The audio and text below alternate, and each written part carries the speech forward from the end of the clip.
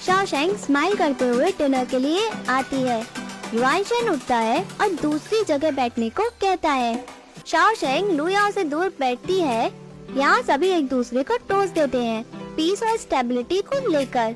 Master अपने past के बारे में बताता है कि 20 साल से ज्यादा हो गया है।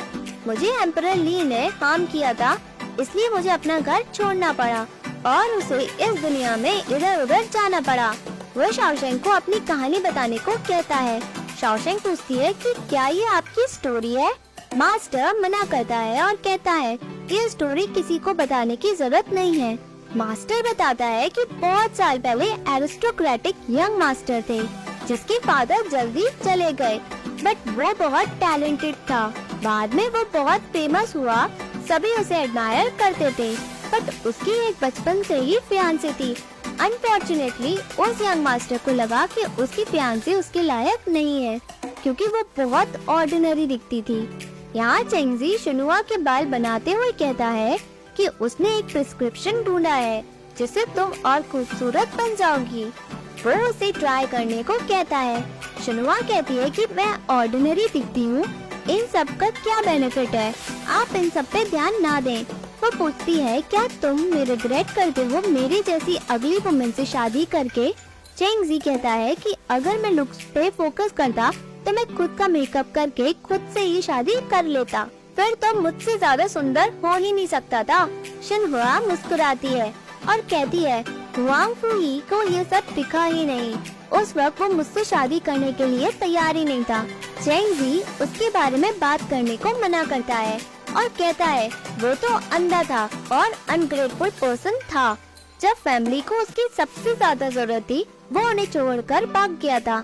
तुम बहुत अच्छी थी, इन सब के बाद भी तुमने एंगेजमेंट नहीं तोड़ी। यहाँ मास्टर बताता है कि बड़ों ने उसे एंगेजमेंट तोड़ने के लिए कहा था, बट उसने किसी की बात नहीं मानी। उसने परेशानी के वक्त उस यंग मास्टर की फैमिली को खुद ही संभाला। उसकी होने वाली सास ने उसके लिए बहुत प्रॉब्लम्स क्रिएट भी की थी, बट उसने यंग मास्टर का 7 साल तक वेट भी किया ताकि वो वापस आकर उससे शादी कर ले। शाओशेंग कहती है कि उस यंग मास्टर को अपनी फियांसे को वेट नहीं करवाना चाहिए था।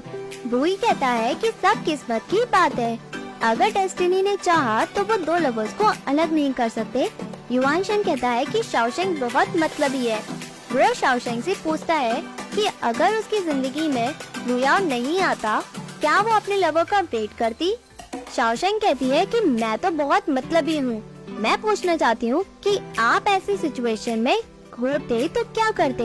युआनशेन कहता है कि पहली क्वेश्चन मैंने पूछा है, जवाब दो। शाओशेंग कहती है मैं तो वापस पूछ रही हूँ ना, जवाब दो। लुयाओ कहता है कि मैं तुम्हें कभी वेट नहीं करवाऊंगा। शाओशेंग उसे देखकर मुस्कुराती है। वही शाओशेंग को कहता है कि आपने अपने लिए बहुत अच्छा हस्बैंड चुना है। मास्टर कहता है कि उस यंग मास्टर के फादर का एक्सीलेंट गार्ड था। अपने मास्टर को रिपे करने के लिए उसने यंग मास्टर का साथ दिया, बट उस यंग मास्टर को बचाते हुए वो नहीं रहा। उस गार्ड ने मरने से पहले अपनी बेटी का ख्याल उस यंग मास्टर को एंट्रस्ट किया था। उसने सोचा नहीं था कि ये ग्रेटिट्यूड उसकी लव को खराब कर देगा। यहाँ चेंगजी और शिनुआ आसमान देखते हैं। शिनुआ कहती है कि अच्छा हुआ कि ग्रेटिट्यूड खत्म हो गया, नहीं तो और प्रॉब्लम हो जाती। फाइनली वो वापस अपने घर 7 साल बाद पहुँच गए ताकि वो मुझसे शादी कर सके, बट वो लड़की 2 साल से उनके साथ थी। उसने पॉइजन पीकर खुदकुशी कर ली। जब वो घर लौटे थे, अगर वो उस लड़की का ख्याल रखने के लिए जिद ना करते तो मुझे अपने फादर की बर्थडे पार्टी में ह्यूमिलिएट नहीं होना पड़ता। मास्टर कहता है कि उस फियांसे ने उसका इंतजार किया, रातों दिन किया, बट वो यंग मास्टर वहाँ नहीं पहुँचा। यंग मास्टर को पता था कि उसकी फियांसे बहुत दुखी है, फिर भी वो उससे मिलने की जिद कर रही थी। उसने उसे मिन्नत भी की ताकि वो उससे मिल सके, बट फियांसे एंगेजमेंट तोड़ना चाहती थी। यंग मास्टर को पता था कि उसकी फियांसे उससे नाराज है। वो वेट करना चाहता था ताकि वो शांत हो जाए, बट उसने किसी और से शादी कर ली। शिनहुआ बातों को सोचती है कि मैं भी मूव ऑन कर सकती हूँ। मास्टर बताता है कि वो यंग मास्टर उस वक्त हैरान था क्योंकि उसकी फियांसे ने उसके लिए 7 साल वेट किया। वो ऐसी सिचुएशन में कैसे फंस गई? वही कहता है कि वो यंग मास्टर रिग्रेट कर रहा होगा। क्या उसकी फियांसी को पता है? मास्टर बताता है कि जब वो यंग था, यंग मास्टर को भी ऐसा लगा था। बाद में वो अपनी फियांसी से प्यार कर बैठा। उसने ऐसा थॉट के बारे में कभी भी सोचा नहीं था। शॉशैंक कहती है कि फियांसे को यंग मास्टर से सिर्फ प्यार ही चाहिए था। उसे यही उम्मीद थी कि वो उसका साथ दे। उसने कभी नहीं सोचा था कि वो एरोगेंट एंड फिक्कल बास्टर्ड से मिलेगी।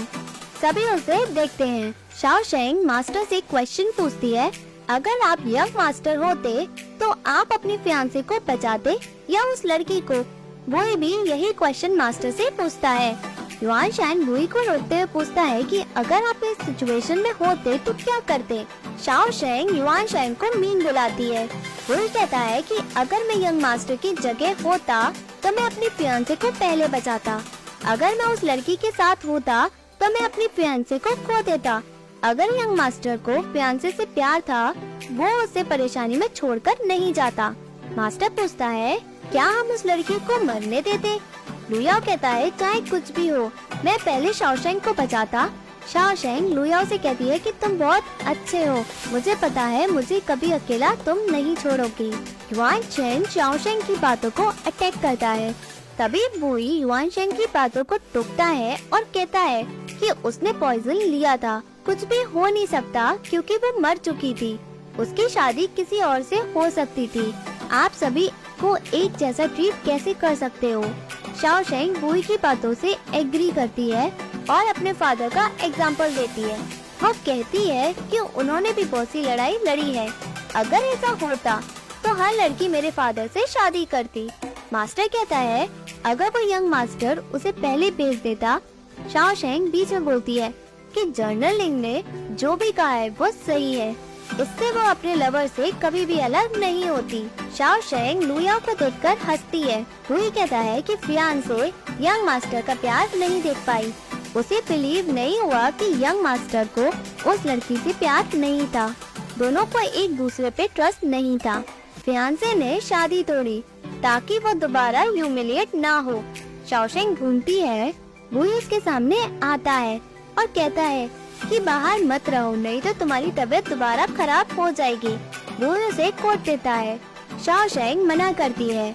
वही कहता है कि फियांसे बहुत ब्रेव थी। उसने ऐसा डिसीजन लिया, वो भी बहुत सोच समझकर, ताकि वो फ्यूचर में रिग्रेट ना करे। क्या वो अब खुश है?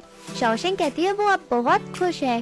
वही कहता है, जिंदगी बहुत बड़ी है, अगर आप सही इंसान को चुनते हो तभी सही होता है। वो उससे लुयाओ से शादी करने के बारे में सही डिसीजन पूछता है।